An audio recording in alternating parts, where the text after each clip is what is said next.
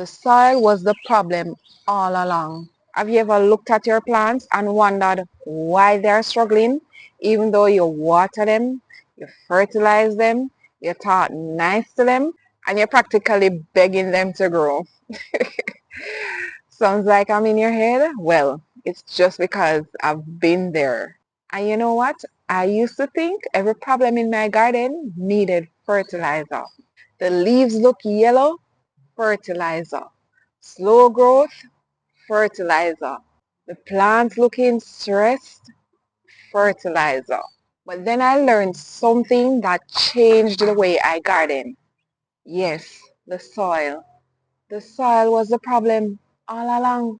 Welcome and welcome back to another Gardening with Stacey. Thank you all so much for always tuning in. I appreciate you one and all. To all my new gardening families, my faithfulers. Big up to all of you. Yeah. Thank you all so much for taking me to 14K. Yay. Blessings to all of you all the time. All right, so let's get into it. A lot of us were taught to feed plants, but plants don't live in fertilizer.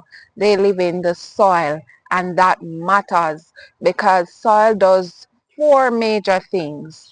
It holds water, it holds nutrients, it gives the roots oxygen, and it supports the plants. Without healthy soil, fertilizer can only do so much and no more. It's like trying to feed somebody inside a broken house. Yes, they are eating, but the roof is leaking and termites eating down the wall. That house still have problems. It's the same thing with bad soil. A lot of people think bad soil has to look ugly. No, not true. Some of the signs to tell that you have a bad soil is the water pooling. It is hard. It has cracks. You know, your plant roots are weak. You have slow growth. You have yellowing, plants falling over, and the list could go on. So sometimes it is not your seeds. It is not the fertilizer. It is not the watering. It is the soil. You have to bear in mind that your roots need oxygen. So most people forget roots breathe. Compact soil suffocates roots. And when roots struggle, everything struggles. You know, when I just started out, at one point I used to think that my plants are just too dramatic. But afterwards, I realized that they were fighting for their lives underneath that soil. You know what shocked me? Healthy soil is so much alive. Just 1 teaspoon of healthy soil contains billions of microbes, billions. And these organisms, they break down organic matter, they make nutrients available, they improve the soil structure, and they fight against disease. You'd want to think of them as workers. And if the workers stop working, nothing gets done. And some of the times we kill them by over-tilling, overusing chemicals, and leaving the soil bare. When you look at some of my plants now and you see they have a healthy color, they have strong stems, and I get good harvest. And there were times when it weren't like that. What changed? I started improving the soil. I added manure, any organic matter that there is. I add mulch. I use my liquid fertilizer and I protect it, right?